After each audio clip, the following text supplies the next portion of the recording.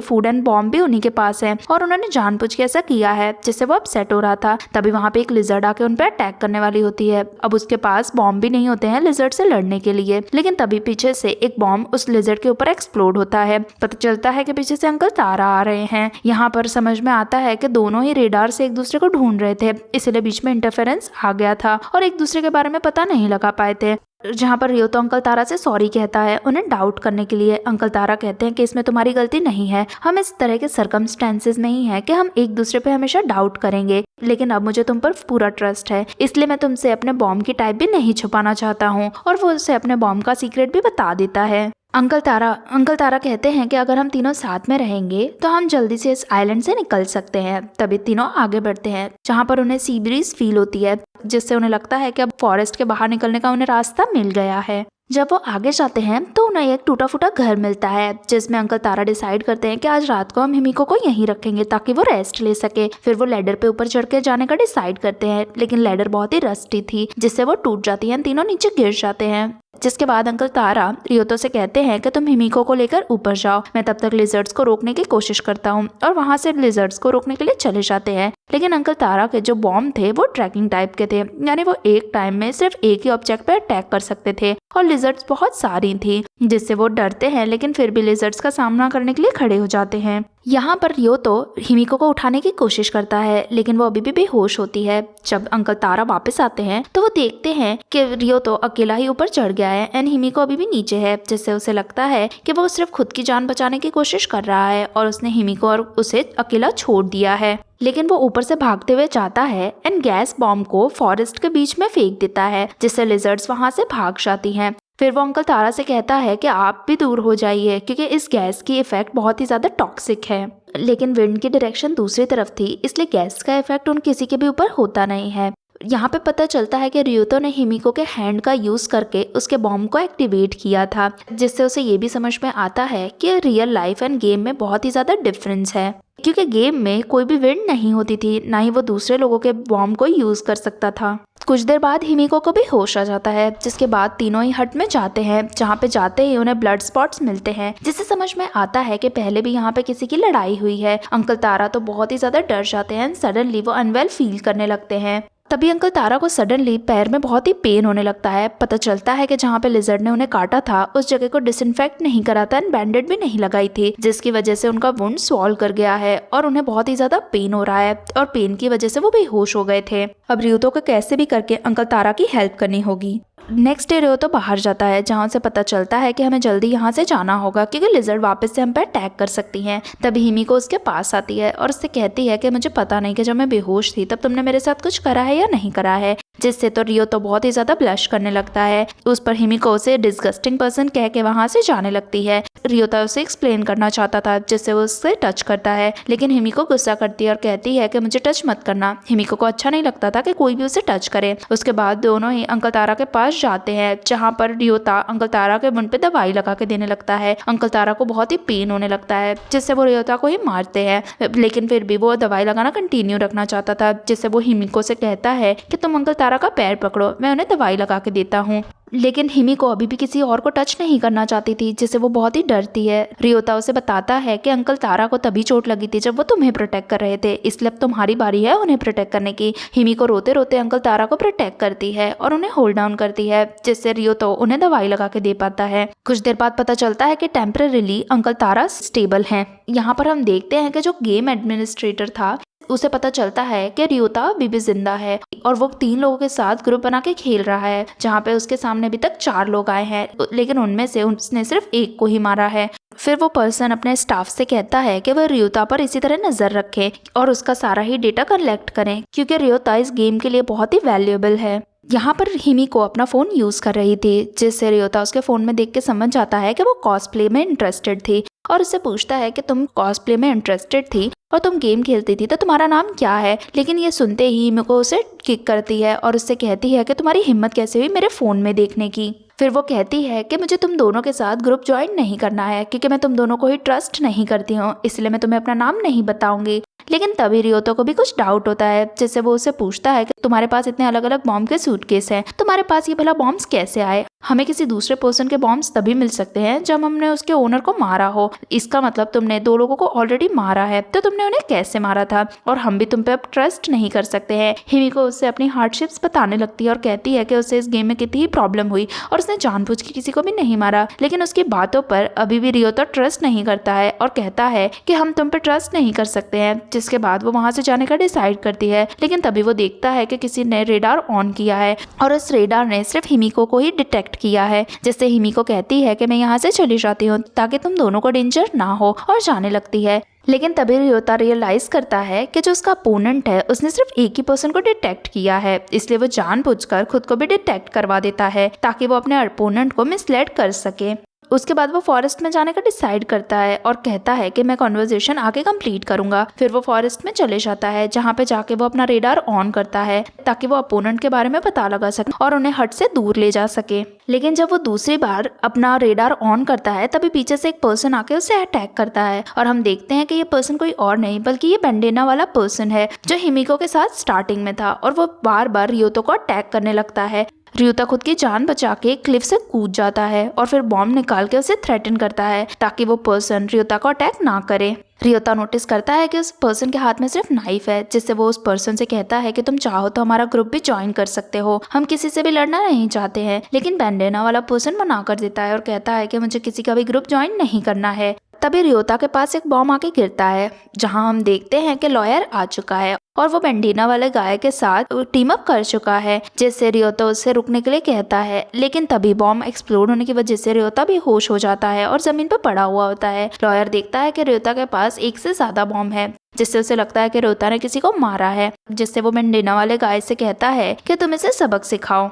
तभी रियोता लॉयर को इलेक्ट्रोक्यूट करके वहां से भागने लगता है। लॉयर बैंडेना वाले पर्सन से उसे रोकने के लिए कहता है, लेकिन पर्सन उसे रोकता नहीं है बल्कि उसे फॉलो करने का डिसाइड करता है। यहाँ पे रियोता हाइड आउट पे पहुंचता है, जहाँ पर वो कहता है कि हम पे अटैक कर लिया गया है और सभी को वहां से चलने के लिए कहता है। लेकिन हिमिको कहती है कि मुझे तुम दोनों से कोई मतलब नहीं है, मैं अपना सामान लेके यहाँ से जा रही हूँ। जब वो अपना सामान लेके वहां से जाने लगती है तभी वो बैंडेना वाला पर्सन वहां पे आ जाता है, जिसे देख के सभी शॉक हो जाते हैं। पता चलता है कि वो पर्सन पहले एक किलर था, इसलिए उसके लिए फुटप्रिंट ट्रैकिंग करना बहुत ही ज्यादा इजी था। बैंडेना वाले पर्सन को पता था कि अगर वो रियोता का फॉलो करेगा तो वो हिमिको का भी पता लगा लेगा, क्योंकि उसने रियोता के हाथ में उसी टीजर को देखा था जो हिमिको के पास में था। यहाँ पे प्रेजेंट में बैंडेना वाला पर्सन देखता है कि हिमिको के पास में फैटमैन का सामान है, जिससे वो समझ जाता है कि हिमिको ने फैटमैन को भी मार दिया है। फिर वो हिमिको को अपने साथ चलने के लिए कहता है, लेकिन रियोता वापस से टीजर निकालता है और उसे थ्रेटन करता है कि वो हिमिको से दूर रहे। लेकिन बैंडेना वाला पर्सन डरता नहीं है और वो उस पर अटैक करने जाता है।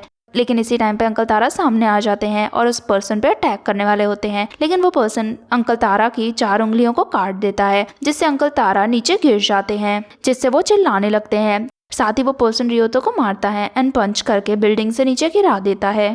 रियोता को जब होश आता है तो वो देखता है कि वो ट्री के ऊपर गिरा है, इसलिए उसे ज्यादा चोट नहीं आई है। जब वो वापस से हट के ऊपर जाता है तो वहाँ पे उसे सिर्फ तारा ही दिखाई देता है, उसे कहीं पे भी हिमिको और अपना सामान दिखाई नहीं देता है, जिससे वो समझ जाता है कि वो पर्सन हिमिको को और उसके सारे ही सामान को ले गया है। तभी वो देखता है कि हिमिको अपना फोन पीछे ही छोड़ गई है। तभी वो उसके फोन में पिक्चर देखता है और समझ जाता है कि हिमिको तो वही है जिससे वो गेम में प्यार करता था, जिससे वो उसके पीछे जाके उसे बचाने का डिसाइड करता है। लेकिन अंकल तारा उसे जाने से रोकते हैं और कहते हैं कि मुझे तुम्हारी मदद की जरूरत है। रियोता कहता है कि मैं जल्दी ही वापस आऊंगा और आपके लिए दवाई भी लेके आऊंगा। अंकल तारा कहते हैं कि तुम अभी चले गए तो मैं पागल हो जाऊंगा और मुझे नहीं पता कि फिर मैं क्या करूंगा। रियोता लेकिन उनकी बात नहीं सुनता है और वहां से चले जाता है। दूसरी तरफ हम हिमिको को देखते हैं, जिसे लॉयर ने बैंडेना वाले गाय ने बांध के रखा होता है, जहाँ पे वो बैंडेना वाला पर्सन उसे टॉर्चर करने का डिसाइड करता है और उसके हाथ में स्मॉल कट करता है। तभी उसका रेडार ऑन होता है, जहाँ पर तीनों ही स्कैन हो जाते हैं। वो बैंडेना वाला पर्सन समझ जाता है कि हिमिको को किसी और ने नहीं बल्कि रियोता ने ही स्कैन किया है, इसका मतलब रियोता अभी भी जिंदा है। जिसके बाद बैंडेना वाला पर्सन लॉयर से कहता है कि तुम बाहर जाओ और बॉम्ब फेंकने के लिए तैयार रहना, और अगर रियोता अंदर आएगा तो मैं उसे स्टैब कर दूंगा, क्योंकि उन दोनों को पता था कि रियोता के पास कोई भी बॉम्ब नहीं है। लेकिन तभी वहाँ पे एकदम से एक्सप्लोजन होता है, जिससे बैंडेना वाला पर्सन देखने लगता है कि उनके ऊपर हमला किसने किया है। लेकिन पता चलता है कि वो कोई और नहीं बल्कि लॉयर ने ही वहाँ पे बॉम्ब फेंका होता है। उससे दूर से रियोतो आता हुआ दिख गया था, लेकिन अब उन्हें रियोतो कहीं भी दिखाई नहीं दे रहा था, जिससे वो अपना रेडार ऑन करते हैं एंड स्टिल खड़े होते हैं ताकि वो डिटेक्शन में ना आ सके। जिसके बाद दोनों ही उसी कमरे में जाने का डिसाइड करते हैं जहाँ पर उन्होंने हिमिको को बांध के रखा था। उसके बाद दोनों ही अपना रेडार ऑन करते हैं, लेकिन रियो तो एकदम स्टिल खड़ा था, जिससे वो डिटेक्ट नहीं हो पाता है। उसके बाद रियो तो उसी कमरे में जाता है जहाँ पर हिमिको को बांध के रखा हुआ था। लेकिन रूम के बाहर एक बॉम्ब गिरने वाला था, लेकिन रियो तो उसे पकड़ लेता है और उसे डीएक्टिवेट कर देता है, जहाँ उसे ये पता था कि अगर वो एक बॉम्ब खुद डीएक्टिवेट कर दे तो वो उसे खुद ही यूज कर सकता है।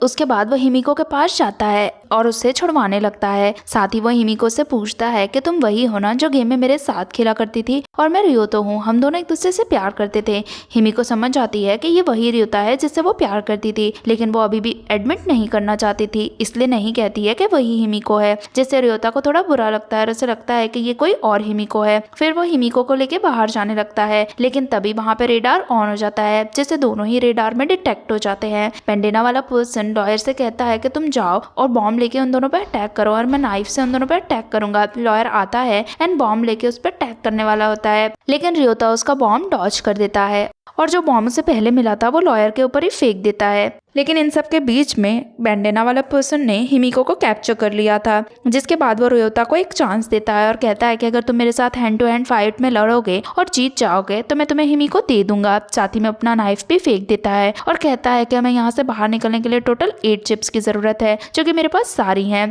पहले मैंने 2 लोगों को ऑलरेडी मार के रखा हुआ है, साथ ही मैं तुम्हारी एंड हिमिको की भी चिप में ले लूंगा और अंकल तारा एंड लॉयर की भी चिप में ले लूंगा, और पहले मैंने एक टीचर को भी मारा हुआ है, जिससे मेरे पास टोटल 8 चिप्स हो जाएंगी। इसीलिए अगर तुम्हें मुझसे लड़ना है तो तुम लड़ सकते हो, जिससे तुम चिप्स भी ले सकते हो और हिमिको को भी ले जाओगे। और फिर वो हिमिको को लेके साइड में जाने लगता है। इस चीज का फायदा उठा के रियोता आता है एंड नाइफ लेके उस पर्सन पे अटैक करने वाला होता है, लेकिन वो पर्सन आता है और जोर जोर से रियोता को ही मारने लगता है और कहता है कि तुमने रूल ब्रेक किया है, तुमने हैंड टू हैंड फाइट में नाइफ को टच किया, और ऐसा कह के वो उसे जोर से मारने लगता है। लेकिन तभी पीछे से हिमिको आ जाती है एंड बैंडेना वाले पर्सन को मारने लगती है, लेकिन वो पर्सन हिमिको को दूर फेंक देता है। लेकिन तभी हम देखते हैं कि हिमिको ने उस पर्सन के ऊपर गैस बॉम्ब लगा दी है, जिससे वो पर्सन खुद को बचाने लगता है, और उसी बीच में रियोता एंड हिमिको वहां से भागने लगते हैं और गैस बॉम्ब एक्टिवेट हो जाता है। अब इसके बाद रियोता एंड हिमिको भागते हुए आगे जाते हैं, जहाँ पे उन्हें एस्केप रूट मिलता है,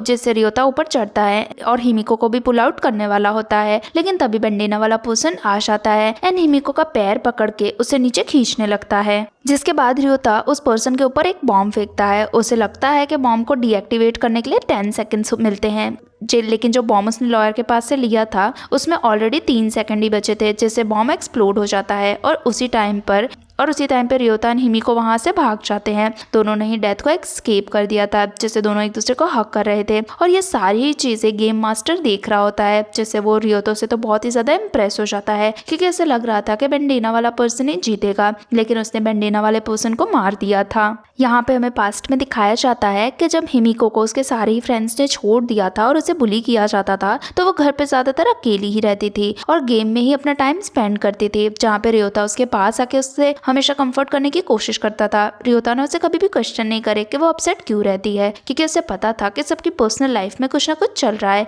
लेकिन वो हमेशा उसे सपोर्ट करता था। यहाँ प्रेजेंट में हम देखते हैं कि इस गेम में रियोता के पास अब 3 चिप हो चुकी थी, लेकिन वो अभी भी डिसाइड करता है कि वो इस गेम को खुद को पागल नहीं करने देगा, जिससे बाकी लोग गेम के पीछे पागल हो चुके हैं। अब हिमिको और अब यहाँ से रात को निकलने का कोई भी रास्ता नहीं था, जिससे रियोतो और हिमिको को आज रात को उसी बिल्डिंग में रुकना होता है, क्योंकि रात को वो फॉरेस्ट में से नहीं निकल सकते थे, वरना उन पे वापस से अटैक हो सकता था।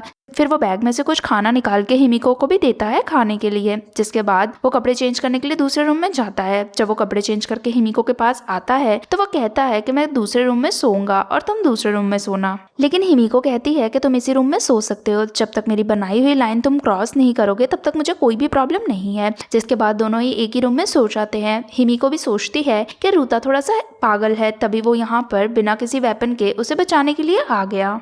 यहाँ पर रियो होप करता है कि हिमिको वही हिमिको हो जो उसे गेम में मिली थी, क्योंकि हिमिको से वो बहुत ही ज्यादा प्यार करता था और वो रियल लाइफ में कुछ भी नहीं था, बस एक अनएम्प्लॉयड लड़का था जो अपना पूरा ही टाइम उस ऑनलाइन गेम में ही स्पेंड करता था। उसे पता था कि रियल लाइफ में बहुत ही लूजर है, लेकिन हिमिको को वो रियल लाइफ में भी पसंद था, इसलिए वो चाहता था कि ये हिमिको वही हिमिको हो जो उसे गेम में मिली थी। जिसके बाद वो सो जाता है, क्योंकि उसे लग रहा था कि हिमिको भी सो गई है, लेकिन हिमिको रो रही होती है। उसे समझ में नहीं आता है ताकि अब वो क्या करे, क्योंकि इसने ये खुद से प्रॉमिस किया था कि वो सभी आदमियों से दूर रहेगी और रियुता से वो पहले से ही प्यार करती थी, इसलिए उसे समझ नहीं आता है कि वो रियुता को अपने पास आने दे या ना आने दे। क्योंकि जब वो गेम में थे तो दोनों ने शादी करने का भी प्लान किया था, जिससे वो बहुत ही ज्यादा खुश थी, लेकिन रियल लाइफ में वो क्या करे इस चीज को लेके वो बहुत ही ज्यादा कॉन्फ्लिक्ट में थी। लेकिन तभी प्रेजेंट में उसके सर पे लाइट होती है, जिससे वो बहुत ही डर जाती है और वो अपने सामने एक इंसान को पाती है, जिसे देखकर वो डर के चिल्लाने लगती है। उसकी चिल्लाने की आवाज सुन के वो पर्सन भी वहां से चले जाता है। रियुता उठता है और उससे पूछता है कि क्या हुआ। हिमिको कहती है कि मुझे नहीं पता, लेकिन मेरे सामने कोई खड़ा था जो एकदम घोस्ट जैसा था,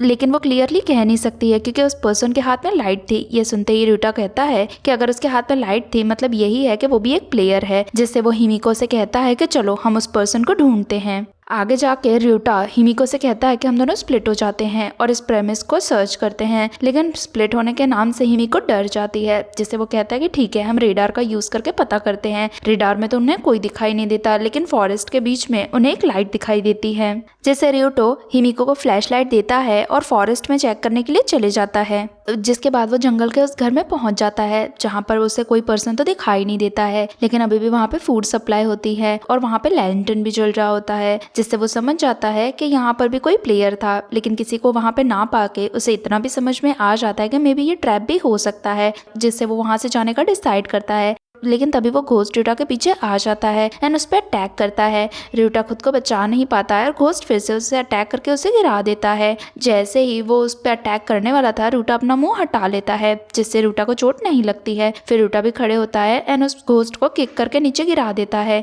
तभी रियुता नोटिस करता है कि वो घोस्ट तो एक वुमेन है जिसका हाथ कटा हुआ है। मे बी किसी ने उस पर अटैक कर लिया था एंड उसकी जिप चुरा ली थी, और मे बी इसी वजह से रियुता रेडार में इस पर्सन को नहीं देख पाया। वो वुमेन की ऐसी हालत देख के रियुता सोचता है कि पता नहीं ये वुमेन कब से यहाँ पे होगी। तभी उसे हिमिको की याद आती है, जिससे वो वापस से उसी बिल्डिंग में हिमिको के पास जाता है, लेकिन हिमिको उसे देख के वहाँ पे डर जाती है और उसे समझ नहीं आता और वो गलती से रियुता को ही पंच कर देती है, जिससे उसे बहुत ही ज्यादा पेन होने लगता है। उसके बाद दोनों ही उसी वुमेन के घर पहुँचते हैं जहाँ पर वो अभी भी अनकॉन्शियस पड़ी हुई थी। तभी उस वुमेन को भी होश आ जाता है और वो वहाँ पे रियुता को देख के बहुत ही ज्यादा चिढ़ जाती है और उसे किक करके वहाँ से जाने के लिए कहती है। हिमिको उस वुमेन की सिचुएशन देख के रियुता को बाहर जाके वेट करने के लिए कहती है। जब रियुता बाहर चला जाता है तो वो वुमेन शांत हो जाती है। वो वुमेन नोटिस करती है कि हिमिको रियुता को बहुत ही ट्रस्ट करती है, जिससे वो हिमिको को अपनी लाइफ की स्टोरी बताने के लिए तैयार हो जाती है। वो वुमेन बताती है कि वो एक नर्स हुआ करती थी और वो हमेशा से एक ही हॉस्पिटल में काम करती थी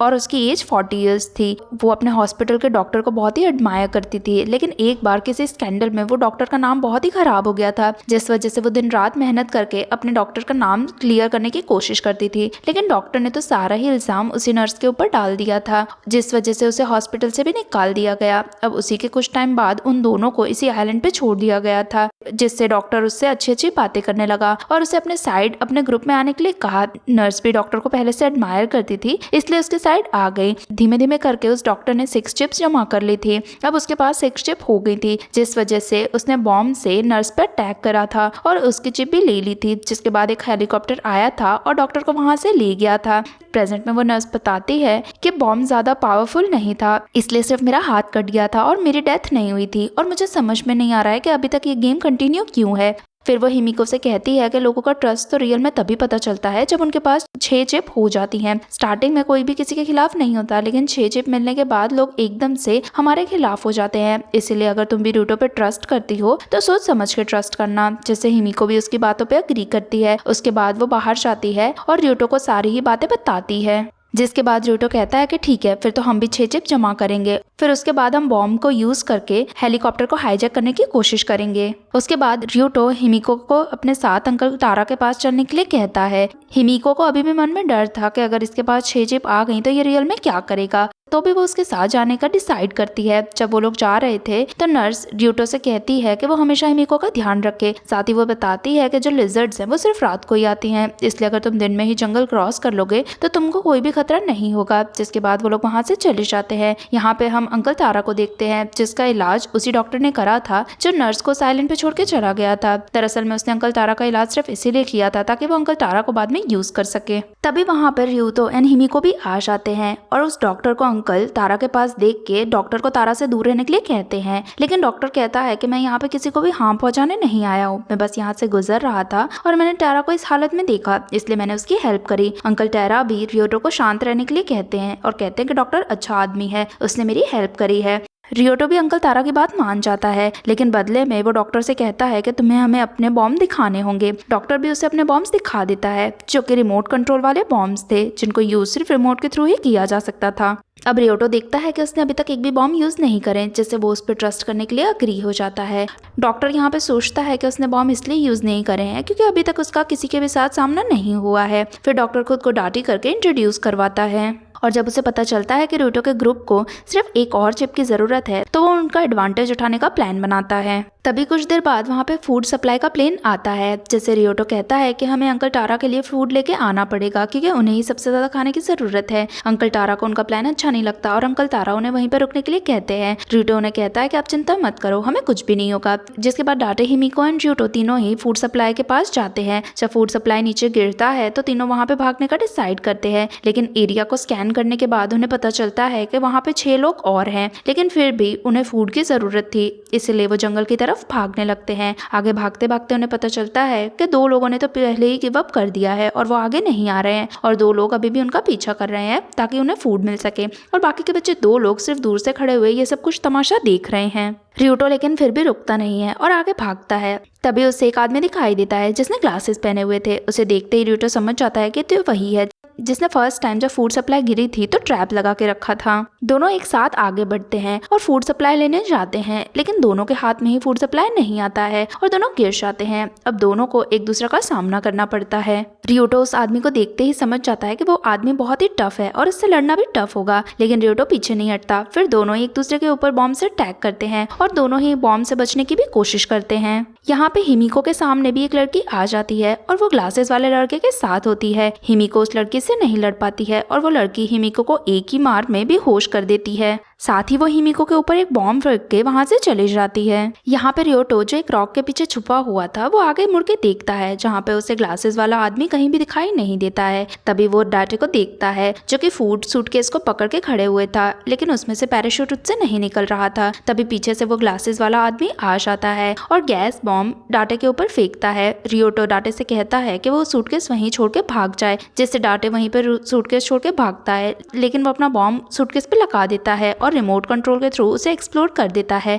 जिससे सूटकेस नीचे गिरने लगता है। र्यूतो भाग के जाता है एंड सूटकेस पकड़ लेता है और सूटकेस के साथ ही वो भी नीचे गिर जाता है। फिर दूसरा आदमी जब उसकी तरफ बढ़ता है तो र्यूतो सूटकेस लेके वहां से भागने लगता है। यहाँ पे हम हिमिको को देखते हैं जिसे होश आ गया था और वो बॉम्ब को वहीं पर फेंक के आगे बढ़ती है। फिर वो अपने टीजर के थ्रू उस लड़की पे अटैक करती है और उसके हाथ में से स्टिक गिरवा देती है। यहाँ पे हिमिको भी बहुत ही कॉन्फिडेंट थी कि वो उस लड़की से जीत सकती है, क्योंकि उसके बॉम्ब आर्टिलरी टाइप के थे और उस दूसरी वाली लड़की के जो बॉम्ब्स थे वो टाइम वाले थे। साथ ही हिमिको के पास एक इलेक्ट्रिक टीजर भी था।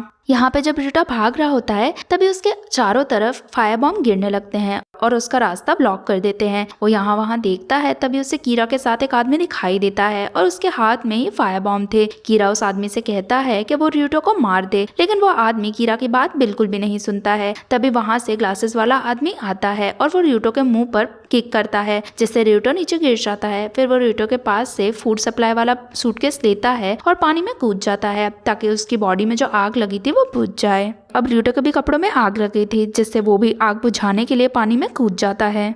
यहाँ पे कीरा अपने साथ वाले आदमी से कहता है कि हम दोनों यहाँ से चलते हैं, वरना र्यूतो और वो आदमी वापस से ऊपर आ जाएंगे। यहाँ पे हिमिको के हाथ में टीजर था, लेकिन फिर भी वो बहुत ही डर रही थी क्योंकि उसके सामने जो विमेन थी वो उसकी साइकोलॉजी समझ गई थी और क्योंकि उसे समझ में आ गया था कि हिमिको अपने साथ में सेल्फ डिफेंस के वेपन लेके क्यों चलती है, और इस चीज को लेकर वो हिमिको को टीज करने लगती है। हिमिको उस पर अटैक करने जाती है, लेकिन वो विमेन उसे किक करके उसके हाथ में से टीजर गिरा देती है एंड उसे पिन कर लेती है और उसका गला दबाने लगती है। हिमिको को समझ नहीं आता कि इतने टाइम से वो मरना चाह रही थी और जब मौत उसके इतने करीब है तो वो बचने के लिए इतनी कोशिश क्यों कर रही है। तभी उसे रियलाइजेशन होता है कि वो रियोटो के लिए बचना चाहती है क्योंकि वो भी रियोटो को प्यार करती है। जिसके बाद वो उस विमेन के साथ लड़ने लगती है और उसे मारती है और उससे जैसे तैसे करके खुद को छुड़वा लेती है। फिर वो टीजर लेती है और उस विमेन पे अटैक करती है, जिससे वो विमेन बहुत ही गुस्सा हो जाती है और हिमिको के सर को जोर से प्रेस करने लगती है। दोनों लड़ ही रहे होते हैं कि तभी वहां पे डाटे का बॉम्ब आके गिरता है, जिससे दोनों ही वहां से भाग जाती हैं। तभी बॉम्ब एक्सप्लोड हो जाता है। डाटे ने ये जानबूझ के किया होता है, वो चाह रहा था कि हिमिको और वो लड़की दोनों ही मर जाएं। जब वो आगे जाता है और वो हिमिको को वहां पे बैठे हुए देखता है और उसे रियलाइज होता है कि हिमिको जिंदा है, तो वो उसके सामने नाटक करता है और उसे पूछता है कि तुम ठीक तो हो ना, और ऐसा प्रिटेंड करता है कि उसी ने हिमिको की जान बचाई है। हिमिको अभी भी उस आदमी को ट्रस्ट नहीं करती थी, लेकिन उसे पता था कि अगर उस आदमी को थोड़ा सा भी पता चल गया कि हिमिको उस पर ट्रस्ट नहीं करती है तो वो उसे वहीं पे मार देगा। इसीलिए वो उसके सामने ऐसा प्रिटेंड करती है कि वो उस पर ट्रस्ट करती है। यहाँ पे रूटा भी स्विम करते करते किनारे पे आ गया था, जहाँ पे उसे कोई भी दिखाई नहीं देता है। तभी कीरा के साथ जो आदमी था वो भी किनारे पे आता है। तभी वहाँ पे कीरा के साथ में जो पार्टनर था वो भी वहाँ पे आ जाता है, लेकिन उस आदमी को किनारे पे कोई भी दिखाई नहीं देता है। लेकिन उसकी नज़र फूड सूटकेस पे पड़ती है, जिससे वो सूटकेस लेने के लिए जाता है, लेकिन वहीं पे उसका पैर एक बॉम्ब पे पड़ जाता है और बॉम्ब एक्सप्लोड होता है, जिसके साथ में वो आदमी वहीं पर मर जाता है। तभी पीछे से वो ग्लासेस वाला आदमी आता है और मरे हुए आदमी के हाथ से चिप ले लेता है, लेकिन जब वो जा रहा था तभी रूटा उसे रुकने के लिए कहता है और बॉम्ब एक्सप्लोड करने की धमकी देता है, जिसके डर से वो आदमी अपने सारे ही बॉम्ब्स एंड सूटकेस नीचे गिरा देता है। रूटा को समझ में नहीं आता है कि ये आदमी इतनी जल्दी उसकी बात कैसे मान गया, जिससे वो उस आदमी से उन सारे ही सामान से दूर रहने के लिए कहता है, क्योंकि अभी भी उसे लग रहा था कि इस आदमी ने कोई और ट्रैप भी सेट करके रखा है। रूटा को लगता है कि उस आदमी के हाथ में कोई रिमोट कंट्रोल होगा, जिससे वो ट्रैप को बार बार एक्टिवेट कर देता है, जिससे वो उस आदमी से अपने हाथ दिखाने के लिए कहता है। लेकिन जब वो आदमी अपने हाथ ऊपर करता है तो उसमें कुछ भी नहीं था, जिससे तो रूटा और भी ज्यादा सस्पिशियस हो जाता है। जब रूटा उसके पास आने लगता है तभी हम देखते हैं कि उस आदमी के मुंह में डिटोनेटर था और उसी के थ्रू वो वापस से बॉम्ब को एक्टिवेट कर देता है और उसी के थ्रू वो उस बॉम्ब को एक्सप्लोड कर देता है। फिर वो आदमी देखता है कि वहाँ पे कोई भी नहीं है। कॉन्फिडेंट होके वो अपने रेडार को भी एक्टिवेट करता है, लेकिन तभी रेडार में उसे रूटा दिखाई दे जाता है, जो अभी भी जिंदा था। यहाँ पे गेम मास्टर भी ये सब कुछ देख रहा था और वो बहुत ही ज़्यादा एक्साइटेड था। वो चाह रहा था कि रूटा एंड सामने वाले पर्सन में लड़ाई हो, क्योंकि रूटा के पास 3 चिप्स थी और सामने वाले आदमी के पास 4 चिप थी। अब रूटा को इस आइलैंड से निकलने के लिए वो ग्लासेस वाले पर्सन को मारने की ज़रूरत ही नहीं थी, बस उसके हाथ में से उसे कैसे भी सारी चिप लेनी थी। अब यही तो देखना था कि रूटा उसके हाथ में से सारी चिप्स कैसे लेगा। यहाँ हम देखते हैं कि वो ग्लासेस वाले पर्सन ने दरअसल में जो रिमोट कंट्रोल था वो अपनी स्लीव में छुपा के रखा था, और जैसे ही रूटा सूटकेस के पास बढ़ता है वो उसको डिटोनिनेट कर देता है। लेकिन रूटा सूटकेस के पास नहीं जाता है, बल्कि उससे थोड़ा सा दूर होता है, क्योंकि उसे उस आदमी पे अभी भी पूरा ट्रस्ट नहीं था। फिर जब वो अपना रेडार एक्टिवेट करके रूटा को देखता है, उसी टाइम पे रूटा फूड सप्लाई लेके दूसरी तरफ फेंक देता है। अब रूटा को लग रहा था कि वो आदमी उसके पास आएगा, लेकिन वो आदमी उस डेड बॉडी के पास जाता है और वहां से वो फायर बॉम्ब ले लेता है, जिससे वो बॉम्ब से बचने के लिए पानी में कूद जाता है और साइड में खड़े हुए उस आदमी को सूटकेस लेते हुए देखता है। लेकिन तभी वो आदमी रूटा का नाम लेता है, जिससे तो रूटा बहुत ही शॉक हो जाता है और उससे पूछता है कि तुम्हें मेरा नाम कैसे पता। लेकिन वो आदमी कोई भी जवाब नहीं देता है और वहां से चुपचाप चले जाता है। यहाँ पे हम रूटा को देखते हैं। कुछ देर बाद वो किनारे पे आता है, लेकिन तभी उसके सामने कीरा आ जाता है। वो रूटा से कहता है कि हमारी जो लड़ाई हुई थी वो बहुत ही एपिक थी, इसलिए हमें रीमैच करना चाहिए, क्योंकि हम अभी तक फाइनल रिजल्ट पे नहीं पहुंचे। साथ ही वो रूटा को बताता है कि तुम्हारे पास से मैंने बॉम्ब ले लिए हैं, क्योंकि वैसे भी तुम इन बॉम्ब को तब तक यूज नहीं कर सकते हो जब तक मेरी डेथ नहीं हो जाती है। और वो वापस से रूटो से लड़ाई करने के लिए कहता है। यहाँ पे डैटे और हिमिको आ जाते हैं। रूटा उन दोनों से सॉरी कहता है क्योंकि उसने सूटकेस खो दिया। अब उससे दिखाने के लिए डैटे कहता है कि कोई बात नहीं, लेकिन मन ही मन डैटे उसे कर्ज कर रहा होता है और कहता है कि ये कितना ही यूजलेस है।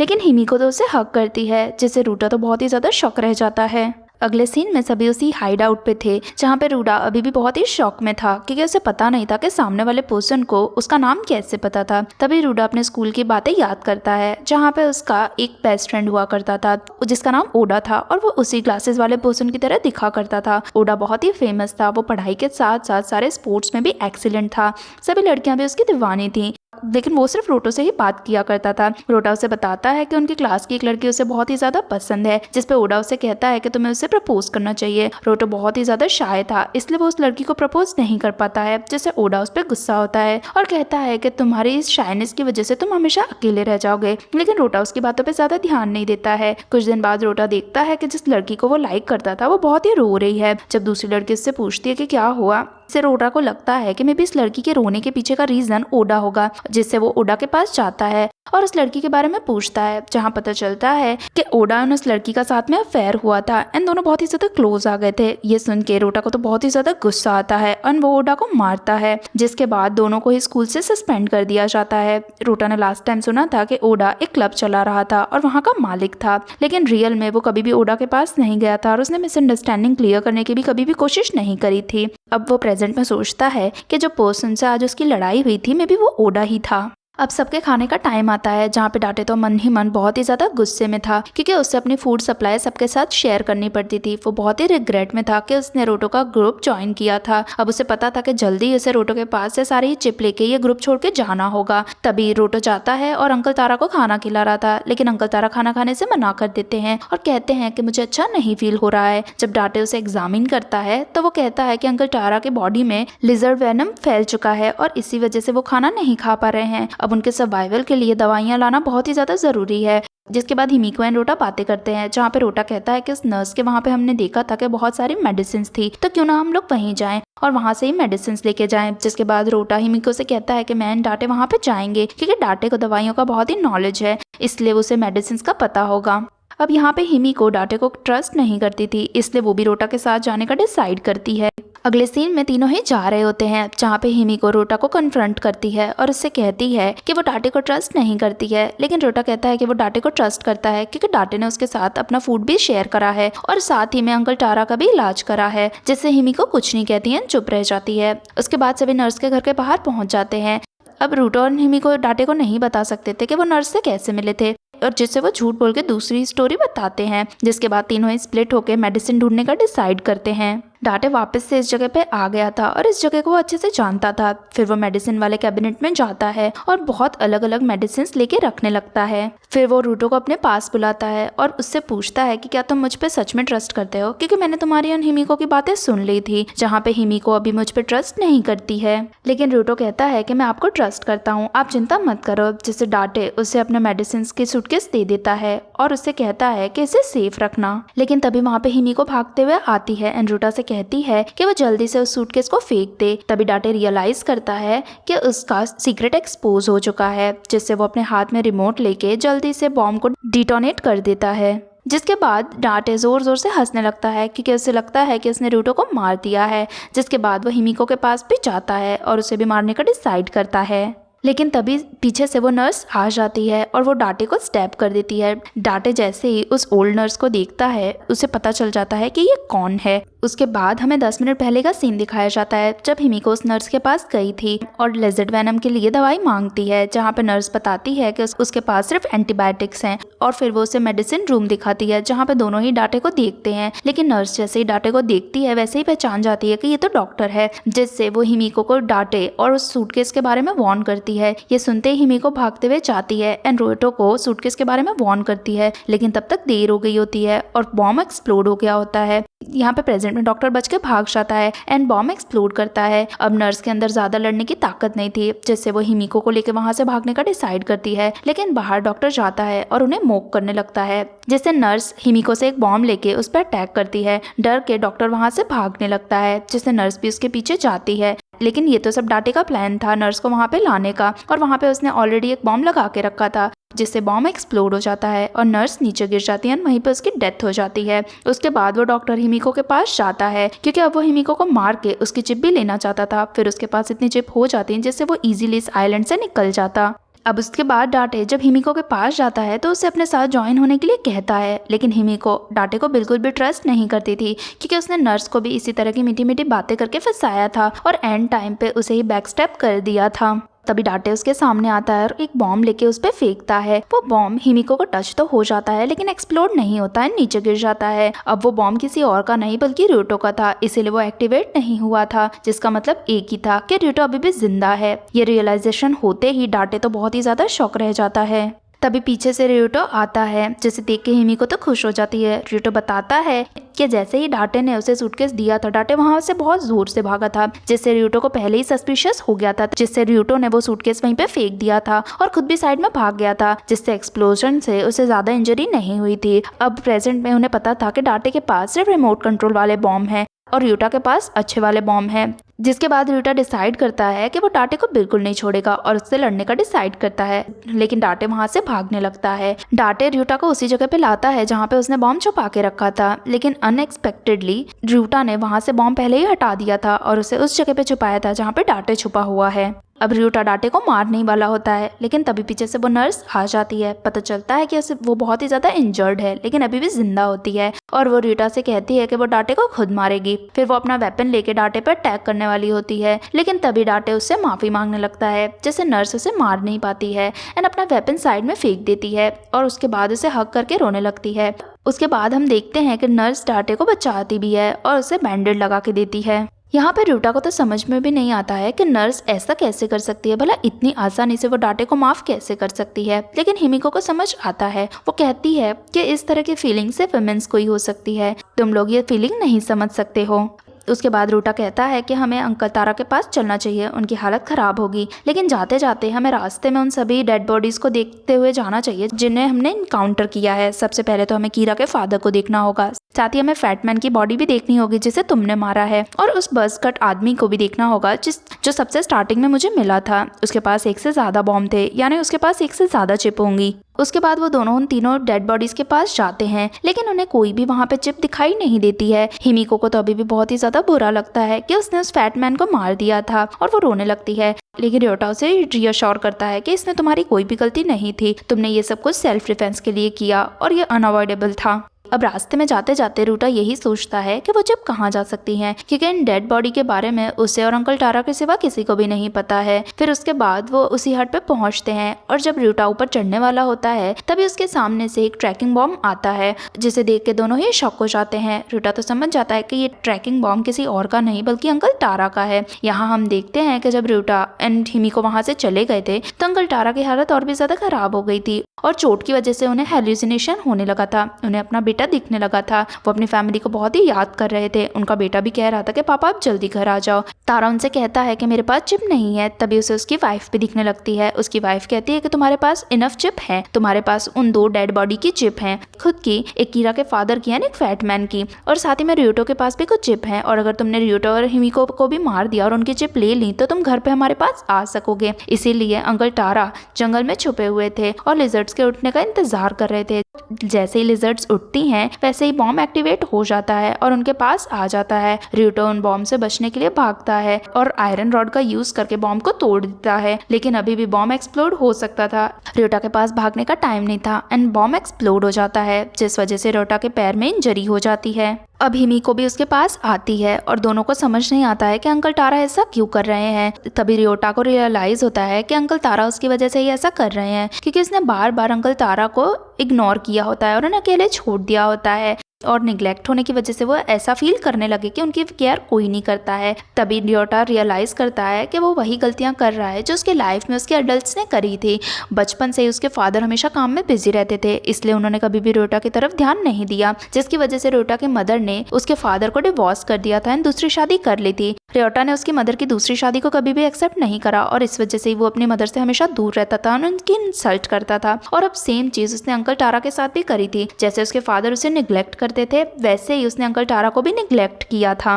अब र्यूटा के अंदर लड़ने की ताकत नहीं थी, जिससे हिमिको लड़ने का डिसाइड करती है। फिर वो बॉम्ब के पास जाती है। उसे पता था कि बॉम्ब तभी एक्सप्लोड होता है जब वो टारगेट के बहुत ही ज्यादा पास में होता है, जिससे वो बॉम्ब को पकड़ लेती है और उसे डीएक्टिवेट कर देती है। रियोटा देखता है कि किस तरह हिमिको ने उसे प्रोटेक्ट किया है, जिससे उसे रियलाइज हो जाता है कि ये हिमिको वही है जो गेम में हिमिको थी और गेम की तरह उसने रियल लाइफ में भी उसे प्रोटेक्ट किया है। यहाँ पे अंकल टारा दूर से ये सब कुछ देख रहे होते हैं और वो अपना टारगेट चेंज करने का डिसाइड करते हैं एंड हिमिको को अपना टारगेट बनाते हैं। रियोटा भी ये सब कुछ नोटिस कर लेता है और फिर वो जल्दी से बॉम्ब के पास जाता है एंड बॉम्ब को पकड़ लेता है। अब डर के अंकल तारा वहाँ से भागने लगते हैं, लेकिन रियोटा उन्हें भागते हुए देख लेता है और वो भी उनके पीछे जाके उन्हें पकड़ने का डिसाइड करता है। अंकल तारा को लग रहा था कि रियोटा उनके पीछे उन्हें मारने के लिए आ रहा है, लेकिन तभी वो हिल से नीचे गिर जाते हैं और अपना लास्ट बॉम्ब यूज करने का डिसाइड करते हैं। लेकिन तभी उन्हें रियोटा की आवाज आती है जो उनसे माफी मांग रहा होता है उन्हें निग्लेक्ट करने के लिए। उसकी माफी सुन के अंकल तारा को तो बहुत ही ज्यादा इमोशनल हो जाते हैं और उन्हें रियलाइज होता है कि वो कितने ही गलत थे। लेकिन अब बहुत ही देर हो चुकी थी क्योंकि उसे चारों तरफ से लिजर्ड्स ने घेर लिया था। उसे पता था कि अब उसका टाइम आ चुका है, जिससे मरने से पहले वो अपनी फैमिली से माफी मांगता है और खुद के ऊपर ही उस बॉम्ब को एक्सप्लोड कर देता है, जिससे उसके पास में जितनी ही लिजर्ड्स थी वो भी मर जाती हैं। उसके बाद रियोटा एंड हिमिको दोनों ही अंकल तारा की बॉडी के पास आते हैं। यहाँ पे रियोटा देखता है कि अंकल तारा सर्वाइव नहीं कर पाए हैं, जिसकी वजह से वो खुद को ही ब्लेम करने लगता है और कहता है कि काश मैंने जल्दी माफी मांग ली होती तो अंकल तारा अभी भी जिंदा होते। उसके बाद हिमिको एंड रियोटा दोनों ही अपने हाइड आउट पे जाते हैं, जहाँ पे रियोटा अभी भी रो रहा होता है। वो कहता है कि अंकल तारा बहुत ही ऑर्डिनरी थे, उन्होंने अपनी लाइफ में सारे ही अच्छे काम करे थे, पता नहीं क्यों वो यहाँ पे आ गए और वो इंसैनिटी की तरफ बढ़ते ही चले गए और मैंने ही उसमें कंट्रीब्यूट किया उन्हें निग्लेक्ट करके, और खुद को कोसने लगता है। तभी हिमिको कहती है कि इसमें तुम्हारी गलती नहीं थी। फिर वो उससे पूछती है कि क्या तुम्हें इस आइलैंड से निकलना है, जिससे रियोटा थोड़ा सा कंफ्यूज होता है। हिमिको फिर उसे 3 चिप दिखाती है जो उसने अंकल तारा के पास से कलेक्ट करी होती हैं और वो कहती है कि तुम मुझे मार दो और मेरी चिप भी ले जाओ और तुम अपनी लाइफ अच्छे से जी सकते हो और मेरे पास कोई भी लाइफ नहीं है जिसके पास मैं वापस जा सकूं। वो कहती है कि मेरे लिए सिर्फ तुम ही सबसे ज्यादा इम्पोर्टेंट थे, गेम भी मैं सिर्फ तुम्हारे लिए ही खेलती थी और तुम्हारे साथ भले ही मैंने गेम में टाइम स्पेंड किया हो, लेकिन वो ही मेरे लिए सबसे होपफुल टाइम था और अब मेरे पास जाने के लिए कोई भी जगह नहीं है, इसीलिए तुम मुझे मार दो और यहाँ से चले जाओ। लेकिन रियोटा ऐसा पर्सन नहीं था कि वो किसी और को मार के उसकी चिप ले सके और उसे सेक्रीफाइस करने से मना करता है। इसके बाद रियोटा कहता है कि मुझे रियलाइज हो गया है कि तुम वही हिमिको हो जो गेम में मेरे साथ थी। हिमिको भी इस चीज को कन्फेस कर लेती है कि वही हिमिको है, जिसके बाद दोनों ही किस करते हैं और दोनों ही बहुत ही क्लोज होते हैं। लेकिन यहाँ पे रियोटा नोटिस करता है कि हिमिको अभी भी बहुत ही ज्यादा डरी हुई है। तभी उसके सामने ओडा उसे दिखने लगता है। ओडा कहता है कि तुम कभी भी किसी भी लड़की के साथ नहीं हो सकते हो और ऐसा कह के उसे इंस्टिगेट करने लगता है। लेकिन रियोटा कहता है कि मैं तुम्हारी तरह बिल्कुल भी नहीं हूँ और वो उसे अपने दिमाग से निकलने के लिए कहता है। फिर वो हिमिको की तरफ देखता है और कहता है कि मैं जब यहाँ से निकल जाऊंगा तो मैं तुम्हें डेट करना चाहता हूँ और उसके लिए तुम्हारा भी मेरे साथ यहाँ से निकलना जरूरी है, इसलिए हम दोनों मिलकर इतनी चिप जमा करेंगे कि हम दोनों यहाँ से जा सकते हैं, जिससे वो भी अग्री करती है, दोनों हक करते हैं। वहीं दूसरी तरफ हम ऑर्गेनाइजेशन को देखते हैं जो हेलीकॉप्टर लेके आइलैंड की तरफ बढ़ने वाले थे और वहां से विनर्स को लाने वाले थे। तब तक के लिए जितने भी लोग आइलैंड पे थे उन्हें इसी तरह लड़ना था और अपने सर्वाइवल के लिए एक दूसरे को मारना था। और इसी के साथ हमारी ये सीरीज यहीं पे खत्म हो जाती है। अगर वीडियो पसंद आया है तो लाइक करें और चैनल को सब्सक्राइब करना ना भूलें। मिलते हैं किसी और स्टोरी के साथ।